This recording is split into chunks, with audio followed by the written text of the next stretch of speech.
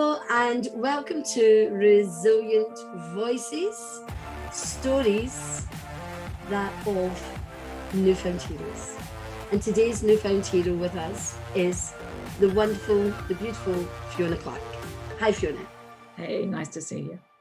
Thanks, Fiona, for giving up your time to come and talk to us about resilience and share your resilient voice with everybody that's watching as part of the Resilient Voices Giving Back book for the NHS. It's coming out on the 5th of July. So I'm Brenda Dempsey, I'm the CEO of Brilliance Publishing, and this is my project 2021. So Fiona, tell me, why did you say yes to being part of Resilient Voices? Well, I think it's just been an extraordinary year, hasn't it, for everybody? I mean, we can all put different words to it and different experiences, and I'm sure many experiences are yet to be heard. And I think it's just nice for other people to hear other people's voices, because, you know, when you're going through something quite challenging, you often think you're the only one. And you feel, you know, and I think a lot of people have been so isolated that they felt very, very cut off. And I think this is just a great project, as well as, you know, giving back to the NHS. I mean, what could be better than that, really? Yeah, absolutely. So thank you from the bottom of my heart for saying yes, because I know resilience, I think I've called it not a golden thread, but a titanium thread. And you certainly have one of those running through your body. So to just start on looking at what resilience is and how you have strengthened your resilience, can you tell us about a time in your life where you had to really buckle down and use your resilience to bounce back? Laughing here. Okay. I'm just going to say, which one? I know. Yeah, which one? God. I will probably say the easiest one, that's it's moving back from the Philippines, really. I suppose that was just one of the times where I've been tested most with resilience. Moving back after living in Asia for 10.5 years with my 2 boys and my 2 dogs, as I had then, that needed a lot of resilience and courage. And a heap full of all sorts of different things, actually. Yeah, absolutely. So how would you define resilience, and what does it mean for you? Do you know, I'm going to actually associate this with a flower. Okay. I've been looking at these in my garden, and normally I pull them up, if you can pull them up. It's like a dandelion. It's like one of those flowers that most people associate them as weeds, when actually they're really quite a glorious little plant. They've got a lot of health attributes, but they're incredibly sturdy, and they've got incredibly long, strong roots. So for me, they really do come across as being incredibly resilient. And, you know, at night they close their little petals down, those little sunflowers, and then they open up again in the morning. And even if you stand on them, they just sort of spring back into action. So for me, they really do epitomize everything you can think of as resilience. And of course, they've got that beautiful yellow flower, which is like the face of joy. Yeah. And that's what happens when we come out and through resilience of whatever that journey has been. And so, yeah, I will associate it with the dandelion. I really like that little analogy, Fiona, and I hadn't thought of that myself. So thanks very much for sharing that. Lots of health attributes to it as well. Yes, I know that. Part of it. Yeah, I'm aware of that. I don't know what they all are, but I just know that you can get dandelion tea and things like this, and you know, it's healthy. So then I'm going to take this a wee bit further, because you would never know where these 10-minute talks are going. But so yes, it has this beautiful golden flower, but then it's very clever as well, because it becomes a seed head. And I don't know, as a child, remember you would do what's the time, and you would blow, or who's going to love me, or whatever you said.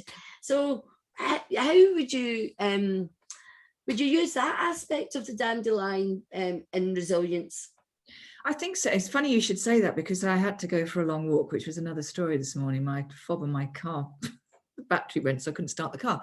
So let's just say I had to go for a very long walk.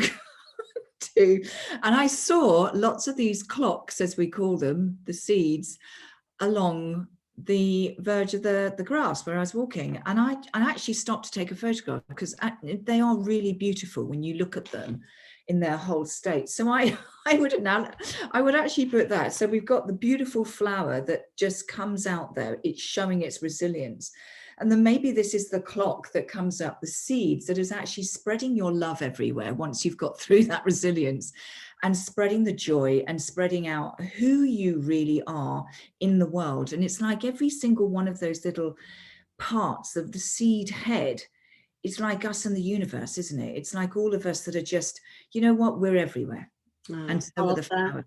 So yeah, I think it's going from that real toughness to actually that lightness and that ability to just spread yourself around, just ripple out into the universe with the joy that you can come out of that. Oh, that is wonderful, Fiona. I really love that. So if I ever find myself telling that story, I'm going to attribute it to you because I've not heard of a dandelion and resilience. And now that you've told me, I see that, you know, metaphorically, it's just perfect. So let's get to last year then, because that's the whole purpose of the book, isn't it? We all went in a form of lockdown or stay at home, as one of the other co-authors wanted to name it. And we were restricted in what we could do or not. And but it was challenging because we were all in the same boat. For once, we were all in the same boat. And I think the majority of people adhered to the instructions from the government. So in that time in 2020, what was one of the challenges you faced? And then you had to dig deep and use the resilience that we've been talking about? Oh, well, my mother was there with me right at the beginning, which wasn't the plan, but it was the plan. And then she did actually die in May. So I think that was a very big, it was a big time for me with resilience because of the dramas that happen within families, shall we say. So that was actually, that needed, it required different skills to process all of what was going on then. But when it sort of comes to, when I think back at the rest of our lockdowns, because we've had more than one, haven't we? Yeah. In all fairness, I haven't felt that it was too challenging because I've just got on with what I do. I mean, as long as I can get outside and go into nature and get on my bike for my moving meditation, then that's my escapism. That's where I feel that I'm not locked down. That is my sense of freedom, because freedom, as you probably know, is one of my biggest values, and I have to have my freedom. So moving forward, as we begin to, you know, come out from our lockdowns and moving forward, how are you going to use what you've learned from the last year to help you rise bigger and brighter and bolder as you move forward, Fiona? That's a great question. I think one of the things that I realized last year is that it really does ensure that you maybe refine what's important and who is important to you, you know, on both sides. And I think this is one of the gifts that have come out of it, because I do believe, you know, and I've said this many, many times, that every challenge has a gift. And we may not see it at the time, but I do believe that that gift is shown somewhere along the line. And it's really important to look at what is possible, not what isn't, and what opportunities are available for you. So for me now, having defined what I've really wanted in the last year, moving forwards now, I really want to step into, if it's possible, to do some, you know, workshops. No, thank you very much. Thank you from the bottom of my heart for saying yes to being part of Resilient Voices. I can't wait to launch it on the 5th of July as an ebook, and then we are going to launch it as a physical book on the 30th of August too. So there'll be lots more coming out, so I will be keeping you informed. So do you get any words of wisdom just before we say bye-bye? No, I just really appreciate being a part of this. And to any of you out there, just go and check out the dandelions. That's what I would say.